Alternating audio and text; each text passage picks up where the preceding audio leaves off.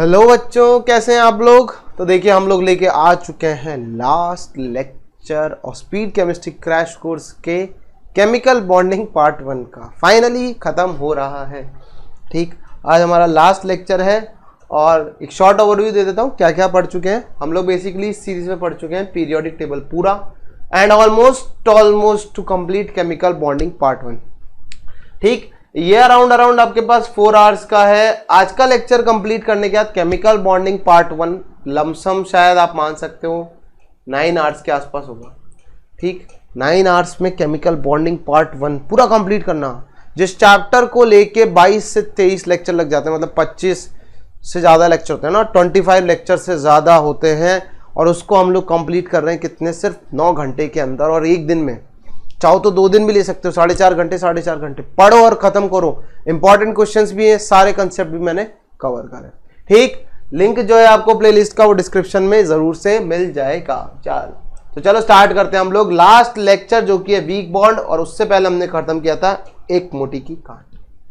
तो week bonds में ज्यादा कुछ आता है नहीं, कुछ खास बचता नहीं। हाइड्रोजन बॉन्डिंग और वॉन्डरवॉल फोर्सेस यही सब बचते हैं, इन्हीं के बारे में बात करना है। बाकी मेरे बारे में जानते हो, इंट्रोडक्शन की जरूरत नहीं है। चलो, तो वीक बॉन्ड्स बेसिकली क्या क्या होते हैं हम लोग बात कर लेते हैं। वीक बॉन्ड्स, एक तो पहली चीज इनके बारे में आप नोट कर सकते हो, they do not have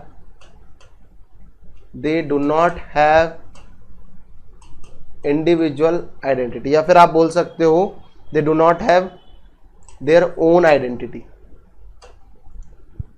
they do not have their own identity. ठीक,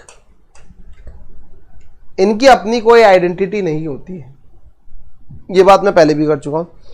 जो स्ट्रॉन्ग बॉन्ड्स होते हैं, जैसे कि आपके पास होता है कोवेलेंट, कोऑर्डिनेट, आयनिक, मेटालिक। ठीक, इन सबकी एक अपनी आइडेंटिटी होती है, लेकिन ये बॉन्ड्स ऐसे होते हैं जो उन बॉन्ड्स पे निर्भर करते हैं।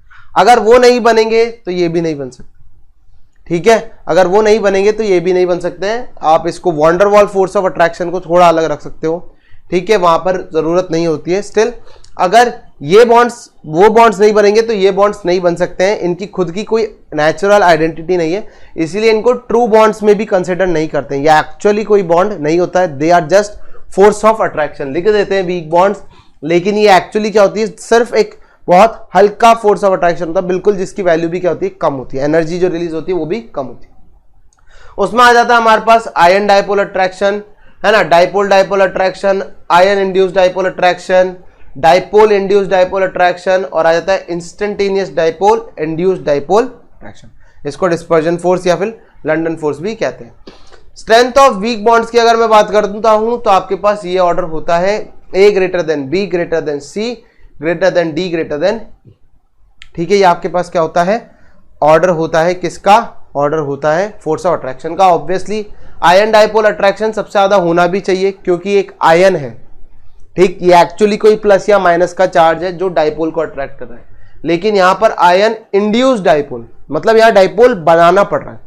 सिंपल सा मतलब है, ये एक आयन डायपोल के बीच का, ये 2 डायपोल के बीच का अट्रैक्शन फोर्स है ना, 2 डायपोल के बीच का अट्रैक्शन फोर्स, ये आयन, और इस आयन की वजह से इंड्यूस्ड डायपोल, इस आयन की चलते किसी और मॉलिक्यूल में डायपोल इंड्यूस किया गया, फिर जो फोर्स ऑफ अट्रैक्शन जनरेट हुआ उसको अपन ने ये बोला dipole induce dipole attraction. Dipole induce मतलब डायपोल की वजह से एक डायपोल का जनरेट होना और फिर फोर्स ऑफ अट्रैक्शन आना। Instantaneous dipole, induced dipole. ठीक, तो ये सारे फोर्सेस होते हैं, इनको डिटेल में हम लोग अभी देखते हैं। इंटरमॉलिक्यूलर फोर्सेस या फिर इनको वॉन्डरवॉल फोर्सेस ऑफ अट्रैक्शन भी अपन बोलते हैं। Intermolecular forces of attraction holds 2 or more molecules together. They are the weakest chemical forces and can be of the following types. Word देख रहे हो, यहां लिखा है 2 मॉलिक्यूल्स, इसीलिए मैंने बोला था कि इनकी खुद की जो आइडेंटिटी है वो नहीं होती है। इनकी आइडेंटिटी बाकी के बॉन्ड्स पे डिपेंड करती है, जो स्ट्रॉन्ग फोर्सेस होती है उन पे डिपेंड करती है। तो मॉलिक्यूल, जब तक मॉलिक्यूल ही नहीं बनेगा तब तक ये फोर्स ऑफ अट्रैक्शन नहीं आ सकता। जब तक मॉलिक्यूल ही नहीं बनेगा तब तक ये फोर्स ऑफ अट्रैक्शन नहीं आ सकता। क्लियर है, ये सारी कहानी अपन ऑलरेडी देख ही चुके हैं। चलो, सबसे पहले देखते हैं आयन डायपोल अट्रैक्शन। तो बेसिकली क्या हुआ, ये आया आपके पास एक आयन, ठीक है, आयन अपनी प्योर फॉर्म में आएगा, आयन पूरा का पूरा चार्ज लेके आया, ये आया एक आयन, ये आया एक डाइपोल, आपको पता है ये क्या आया एक डाइपोल, दोनों के बीच में डेल्टा माइनस और प्लस के बीच में क्या हुआ, फोर्स ऑफ अट्रैक्शन जनरेट हुआ, इसी को बोला गया आयन डाइपोल अट्रैक्शन। और इसको अगर आप दूसरे नाम से जानना चाहते हो तो बेसिकली ये हाइड्रेशन ऑफ Na+ है, सुना ये, सुना होगा है ना। NaCl को हम लोग पानी में डालते हैं, टूटता है किस में बेटा, Na+, Cl- में, फिर उसके बाद हाइड्रोजन ऑक्सीजन हाइड्रोजन आते हैं, यहाँ जुड़ जाते हैं, Cl- वाला जो एंड होता है वो इससे जुड़ जाता है, डेल्टा प्लस डेल्टा माइनस, इसी को क्या बोला जाता है, हाइड्रेशन बोला जाता है। इसी की वजह से क्या आती है, सॉल्युबिलिटी आती है। पानी के अंदर का सॉल्युबिलिटी का कंसेप्ट आयन डाइपोल अट्रैक्शन पे डिपेंड करता है। वहां क्या हो रहा है, एक डाइपोल है और एक आयन आ रहा है, जरूरी नहीं है Na+ हो सकता है यहां Cl- हो और ये इससे जुड़ जाएगा। तो सॉल्युबिलिटी का जो कंसेप्ट है वो आता है आयन डाइपोल अट्रैक्शन से। Exist between an ion and a polar molecule, ध्यान रखना पोलर मॉलिक्यूल होना बहुत जरूरी है, पोलर नहीं होगा तो काम खत्म हो जाएगा, डाइपोल ही नहीं रह जाएगा, polar molecule. Its strength depends on ion के साइज पर, ये जितना छोटा होगा इसकी स्ट्रेंथ ज्यादा होगी। पढ़ा है हम लोगों ने हाइड्रेशन में कि जितना छोटा कैटायन होता है उसका हाइड्रेशन उतना ही ज्यादा होता है। चार्ज ऑन द आयन, जितना ज्यादा ये चार्ज होगा उसका हाइड्रेशन भी उतना ज्यादा होगा। यहां से समझ लो जितना ज्यादा ये चार्ज होगा ये फोर्स ऑफ अट्रैक्शन भी क्या होगा, ज्यादा होगा, फोर्स ऑफ अट्रैक्शन ज्यादा होगा तो हाइड्रेशन ज्यादा होगा। यार सारी चीजें, बाकी डाइपोल मोमेंट पे भी डिपेंड करेगा, डेल्टा माइनस की वैल्यू जितना ज्यादा डेल्टा माइनस होगा उतना ही ज्यादा क्या होगा, समझ गए, क्लियर है। फिर आता है हमारे पास ion induced dipole, exist between ion and a non polar molecule, के कोई आयन आया और एक नॉन पोलर मॉलिक्यूल आया। सर नॉन पोलर क्यों, यहां तो डाइपोल लिखा है, देखो यहां है क्लोरीन और क्लोरीन, हमें पता है दोनों सेम इलेक्ट्रोनेगेटिविटी के हैं, तो क्या हो जाएगा ये dipole moment zero, dipole moment क्या होगा जीरो, तो हो गया नॉन पोलर। लेकिन इसके सामने आया एक कैटायन, कैटायन ने देखा इसको यहां जनरेट कर दिया क्या, डेल्टा माइनस, और यहां जनरेट कर दिया डेल्टा प्लस। बेसिकली जो इलेक्ट्रॉन पेयर है वो थोड़ा सा इधर शिफ्ट हो गया। चलो इसी का एक और एग्जांपल देता हूं, ऑर्गेनिक की इंपॉर्टेंट रिएक्शन होती है RCH डबल बॉन्ड CH2, हमें पता है, थोड़ा सही लिखना था यार, गंदी खटिया writing, CH double bond CH2, यहां लेते हैं Cl2 in presence of CCl4, सुना है, हेलोजिनेशन सुना होगा। तो यहां पर भी सवाल आता है कि सर क्लोरीन और क्लोरीन हम तो बना देते हैं यहां पर डेल्टा प्लस और डेल्टा माइनस, लेकिन कैसे आया, ये अपने आप में एक डाइपोल है, ठीक है, ये तो चलो आयन था, ये बेसिकली क्या है, थोड़ा सा आगे चले गए, ये डाइपोल है। इस डाइपोल को देख के यहां पर भी क्या बन गए, पार्शियल प्लस और पार्शियल माइनस, फिर ये इस पे अटैक करता है, ठीक, ये थोड़ा सा ज्यादा आगे चले गए, ये डाइपोल इंड्यूस्ड डाइपोल है। ये कौन सा केस है, ये डाइपोल इंड्यूस्ड डाइपोल है, डाइपोल इंड्यूस्ड डाइपोल है, एक डाइपोल को देख के दूसरा डाइपोल का इंड्यूस होना, ये बन गया, क्लियर है। तो यहां क्या हो जाएगा, इसके बीच में और इसके बीच में फोर्स ऑफ अट्रैक्शन एग्जिस्ट करेगा।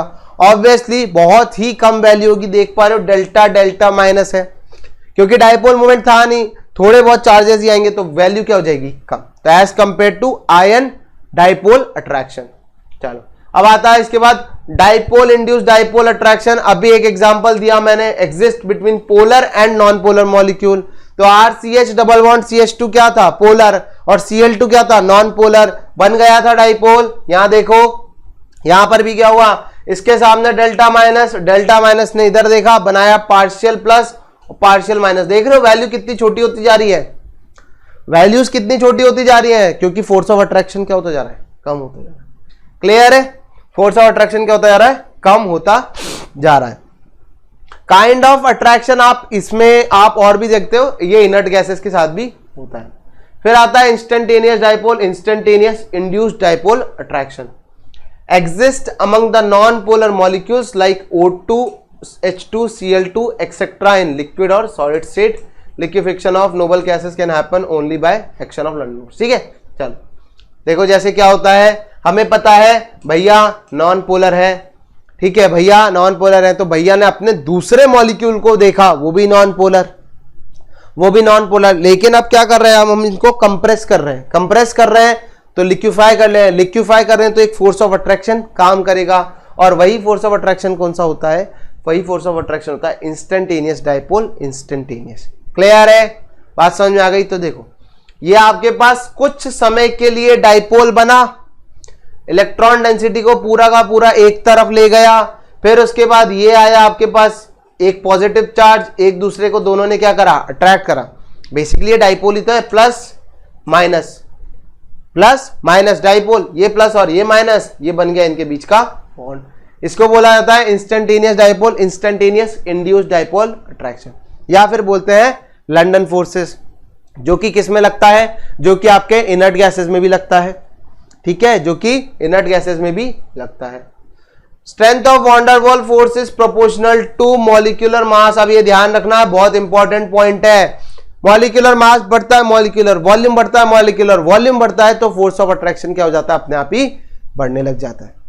ठीक है, चलो अगला आ जाता है branch van der Waals force is proportional to boiling point. पे बेसिकली उल्टा लिखा हुआ है, बॉइलिंग पॉइंट जो होता है वो डायरेक्टली प्रोपोर्शनल होता है वैन डर वाल्स फोर्स के।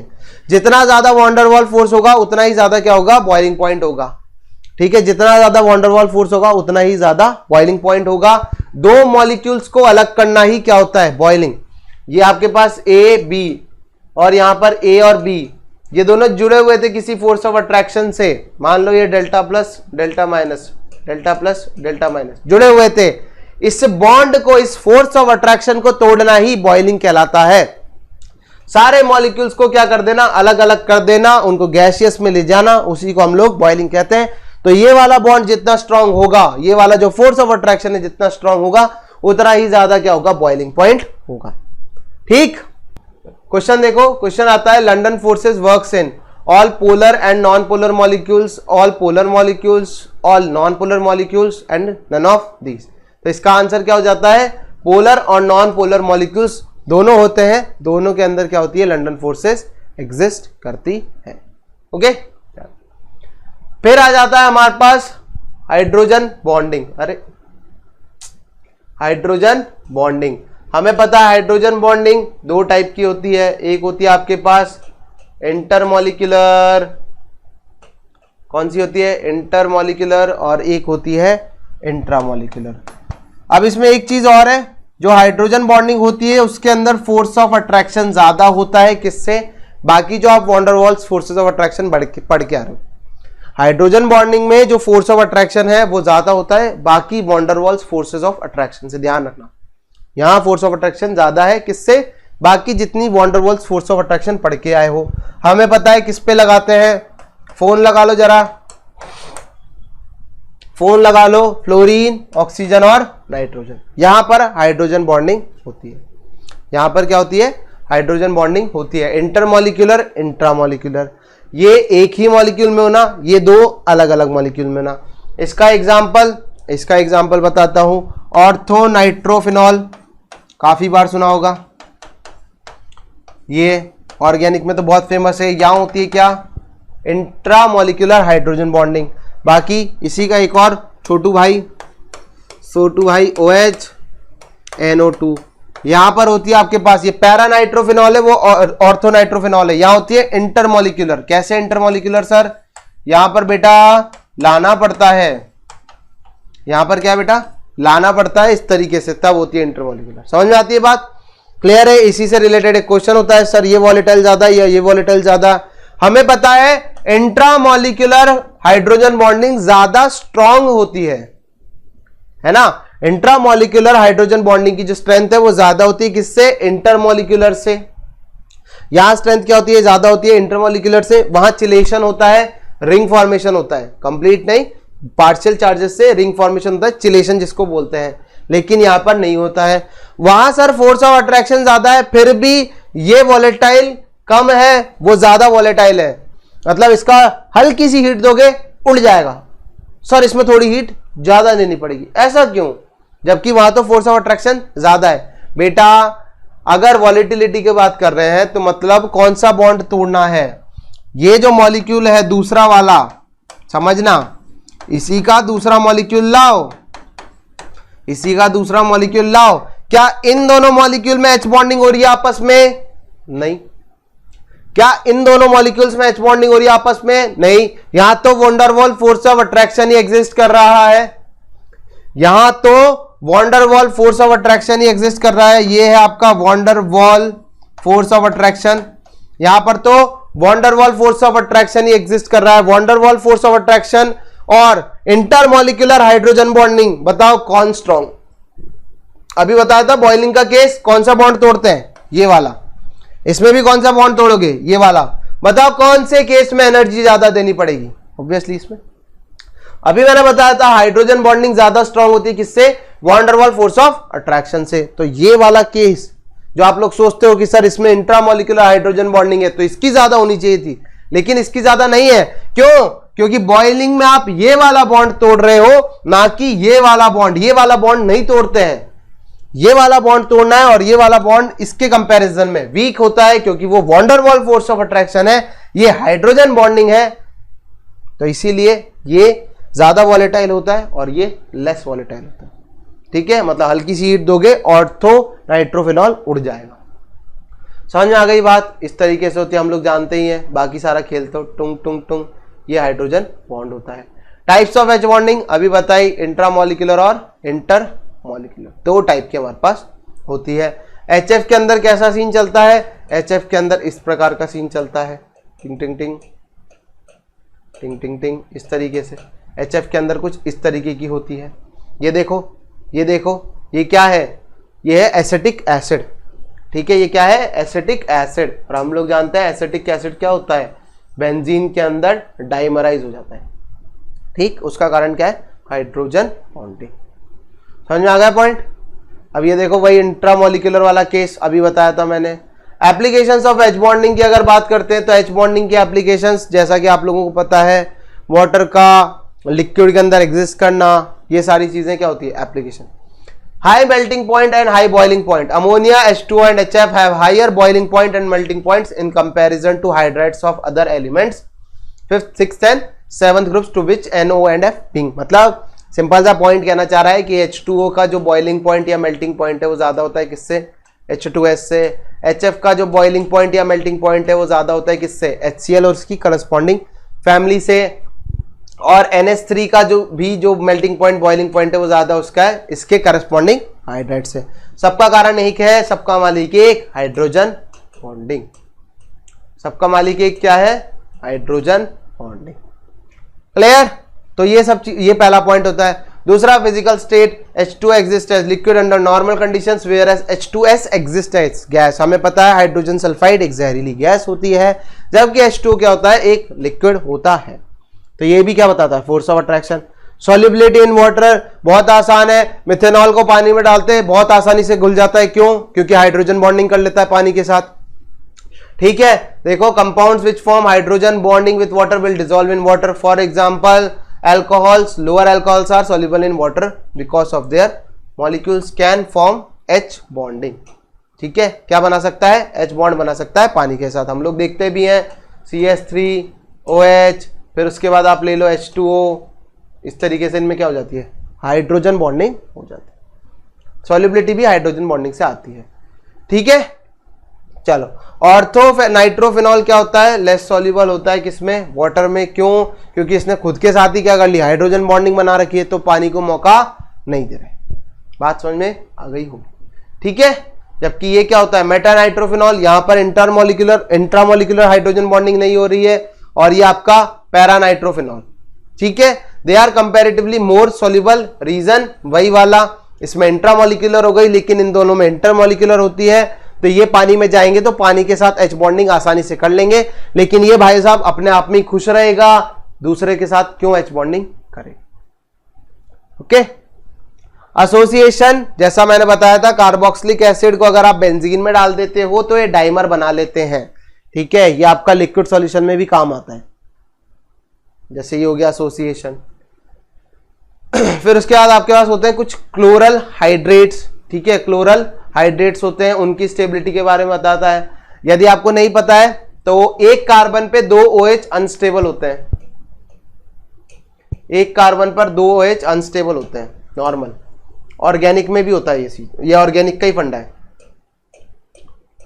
इस तरीके से और इस तरीके से ले लो, यहां हो जाती है 4 मेंबर की 4MCTS, 4 मेंबर की ट्रांजिशन, नहीं ट्रांजिशन स्टेट तो नहीं बनती है, 4 मेंबर की रिंग बन जाती है, 4 मेंबर की रिंग बन जाती है, 4 मेंबर साइक्लिक रिंग, 4 मेंबर की रिंग बन जाती है। 4 मेंबर की रिंग अगर आपको पता है ऑर्गेनिक के हिसाब से भी अनस्टेबल होती है और इनऑर्गेनिक में भी अनस्टेबल। रीजन एंगल स्ट्रेन बहुत कम होता है, ठीक है। ये जो ऑक्सीजन है ये बेचारा कौन सी हाइब्रिडाइजेशन में बैठा है, sp3, और तुमने बॉन्ड एंगल कर दिया 90, ठीक है, जो बॉन्ड एंगल है वो कितना है, 90 है। 4 मेंबर की साइक्लिक जो रिंग होती है वो अनस्टेबल होती है, इसी वजह से ये एक साथ एग्जिस्ट नहीं करते हैं। तो एक कार्बन पे बेसिकली 2 OH एग्जिस्ट नहीं कर पाते हैं, तुरंत यहां क्या हो जाता है, वाटर का एलिमिनेशन हो जाता है, -H2O हो जाता है और ये C डबल बॉन्ड O में कन्वर्ट हो जाता है। लेकिन क्लोरल हाइड्रेट्स के केस में अगर आप देखते हो तो यहां पर आपको स्टेबिलिटी मिल जाती है, क्यों, क्योंकि यहां पर फोर्स ऑफ अट्रैक्शन एग्जिस्ट करता है, जो कि एक आधा केस है क्लोरीन के हाइड्रोजन बॉन्डिंग शो करने का, ठीक है। फोन तो है ही सर, लेकिन क्लोरीन के एक आधे केस में क्लोरल हाइड्रेट्स आते हैं जो कि हाइड्रोजन बॉन्डिंग शो कर सकते हैं, इसीलिए स्टेबल होते हैं। अगर यहां क्लोरीन नहीं होता, हाइड्रोजन होता, तुरंत यहां पर H2O निकल जाता, H2O निकल जाता तो वो कार्बोनिल के अंदर कन्वर्ट हो जाता। ओके, समझ में आ गई होगी बात। Viscosity, the substance which can give more extensive hydrogen bonding will have higher viscosity, ठीक है। विस्कस लिक्विड्स आपने पढ़ा होगा, विस्कस होते हैं ना, लिक्विड्स क्या होते हैं, विस्कस होते हैं, फ्लोइंग कैपेसिटी जो होती है उसके हिसाब से। तो जिसकी विस्कोसिटी ज्यादा होगी, किसकी, जहां पर हाइड्रोजन बॉन्डिंग का एक्सटेंट भी क्या होगा, ज्यादा, वो ज्यादा विस्कस होंगे, वो ज्यादा विस्कस होंगे। Arrange in the increasing order of their boiling point, तो चलो आपके लिए एक सवाल आ चुका है, तो इनको अरेंज करना है इनके ऑर्डर ऑफ बॉइलिंग पॉइंट में। इन तीनों में H बॉन्डिंग नहीं होती है, इसमें होती है, ठीक है। बात समझ में आ गई, तो सॉल्व करो आप लोग। चलो देखो, पहला केस HF तो सबसे ऊपर हो गया, क्यों, H बॉन्डिंग। लेकिन सर बाकी तीनों में बेटा यहां लगाओ वॉन्डरवॉल फोर्स ऑफ अट्रैक्शन, यहां लगाओ वॉन्डरवॉल फोर्स ऑफ अट्रैक्शन, नीचे जाओगे यहां से यहां जाने पर, मतलब HCl से, देखो HCl, HBr और HI, नीचे जाने पर क्या होगा, मॉलिक्यूलर वेट बढ़ेगा, मॉलिक्यूलर वेट बढ़ेगा तो वॉन्डरवॉल फोर्स ऑफ अट्रैक्शन भी बेटा क्या होगी, बढ़ेगी, और अगर ये बढ़ेगी तो बॉइलिंग पॉइंट भी क्या होगा, बढ़ जाएगा। समझ में आ गई बात, क्लियर है, ठीक। चलो अगला, यहां दिमाग कहता है कि देख लो फोर्स ऑफ अट्रैक्शन किसमें ज्यादा है। बेसिकली आप ये लोग आप सोच लेते हो कि हाइड्रोजन बॉन्डिंग में किसमें ज्यादा स्ट्रांग है, हाइड्रोजन बॉन्डिंग किसमें ज्यादा स्ट्रांग है, वैसे तो HF में स्ट्रांग है, ठीक है, लेकिन जो एक्सटेंट है वो H2O का ज्यादा है, जो एक्सटेंट है हाइड्रोजन बॉन्डिंग का वो किसका ज्यादा है, H2O का ज्यादा है, इसलिए ऑर्डर बन के आता है क्या, H2, ठीक। H2 और HF में ही जज करना होता है जनरली, क्योंकि NH3 तो पीछे चला जाएगा, हमें पता है अमोनिया गैस होती है, आपको पता होगा अमोनिया गैस होती है रूम टेम्परेचर पे, है ना। और अगर आपको सूंघनी है तो पब्लिक टॉयलेट्स, है ना, जहां से गुजरोगे पब्लिक टॉयलेट्स वहां पे मिलेगी। तो अमोनिया तो गैस होती है, तो इसको तो पीछे रखो। अब बात करते हैं हम लोग HF और H2O की, तो HF और H2O में यहां पर जो एक्सटेंट ऑफ हाइड्रोजन बॉन्डिंग है वो ज्यादा है, ठीक। बेसिकली क्या होता है, HF, फिर यहां पर फोर्स ऑफ अट्रैक्शन कैसे एग्जिस्ट करता है, फिर यहां पर हाइड्रोजन, फिर यहां फ्लोरीन, फिर यहां पर, फिर यहां हाइड्रोजन, फिर यहां फ्लोरीन, फिर यहां पर हाइड्रोजन, फिर यहां फ्लोरीन, ठीक, इस तरीके से होता है, क्लियर है। लेकिन H2O में माया जाल, H2O में क्या होता है बेटा, माया जाल होता है, यहां पर हाइड्रोजन इधर, इधर ऑक्सीजन, ठीक है, सॉरी इसको चेंज करना, यहाँ हाइड्रोजन, ऑक्सीजन, हाइड्रोजन, इस तरीके का बहुत सारा क्या है, इसका नेटवर्क जो है वो बहुत ज्यादा होता है। इसीलिए इसके केस में जो हाइड्रोजन बॉन्डिंग होती है वो क्या होती है, एक्सटेंट जो होता है वो ज्यादा होता है, ज्यादा होने की वजह से H2O का जो बॉइलिंग पॉइंट है वो क्या होता है, ज्यादा होता। ठीक है, अगला क्वेश्चन देखो, o hydroxy benzaldehyde is liquid while para hydroxy benzaldehyde is solid at room temperature. ये आपका पैरा वाला हो गया और ये आपका क्या हो गया, ऑर्थो वाला हो गया। तो बताओ क्या कारण है। ऑब्वियसली वहां पर क्या हो रही है, इंट्रामोलिकुलर हाइड्रोजन बॉन्डिंग, यहां पर क्या होगी बेटा, इंटरमोलिकुलर हाइड्रोजन बॉन्डिंग। ठीक है, क्या होगी, इंटरमोलिकुलर हाइड्रोजन बॉन्डिंग। तो जो नेटवर्क है वो ज्यादा किस में घुसा हुआ है, जो नेटवर्क का मैश है, जो मैश नेटवर्क है या फिर एक्सटेंट ऑफ हाइड्रोजन बॉन्डिंग किस में ज्यादा हो जाएगा बेटा, इसमें ज्यादा हो जाएगा। इसीलिए ये क्या होता है, सॉलिड होता है। बात समझ में आ गई। इस तरीके से इसके दो मॉलिक्यूल्स एक दूसरे से जुड़े हुए होंगे। तो यहां खत्म होता है हमारा फाइनली वीक बॉन्ड्स और टाटा बाय बाय कहते हैं हम लोग केमिकल बॉन्डिंग पार्ट 1 को। ऑलमोस्ट ये 9 आवर्स के आसपास लगा इस टॉपिक के अंदर, मतलब मैं एक तुक्का मान रहा हूं। ठीक है, तो यार 9 घंटे अगर आप केमिकल बॉन्डिंग को दे रहे हो जहां पर आपको 25 लेक्चर देने पड़ते हैं, तो सोच के देखो कितना टाइम सफिशिएंट है ना, एफिशिएंटली कितनी अच्छी एफिशिएंसी रखी हमने। ठीक, प्लेलिस्ट अवेलेबल है, लिंक आपको डिस्क्रिप्शन में दे रखा है, जाओ देखो। और अगला टॉपिक हम लोग स्टार्ट करेंगे केमिकल बॉन्डिंग पार्ट 2 से। ठीक, चलो बाकी आपको पता है, लाइक शेयर सब्सक्राइब तो जरूर कर देना। मिलते हैं नेक्स्ट लेक्चर में।